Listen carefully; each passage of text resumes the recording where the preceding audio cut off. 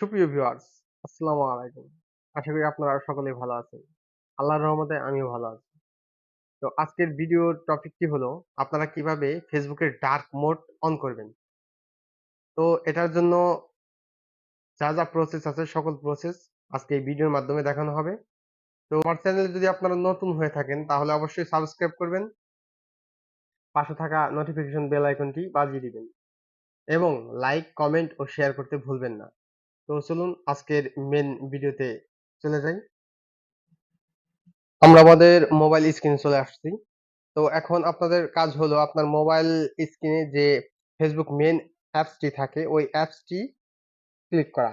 তো আমরা এই অ্যাপসটির উপরে ক্লিক করে দিলাম। তারপর দেখতে পাবেন হাতের ডান পাশে মানে ফোনের ডান পাশে একটা লগো মানে আপনার প্রোফাইল পিকচার দেখা যাবে। এটার উপরে ক্লিক করে দেবেন। একটু নিচের দিকে আসলেই দেখতে পারবেন ডার্ক মোড নামে অপশন আছে। এটা ক্লিক করবেন।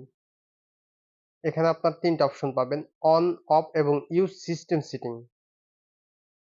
আপনার ডিভাইসে যেভাবে কালার থাকবে ওই কালার এটা নিবে ইউজ সিস্টেম সেটিং এর ক্লিক করলে।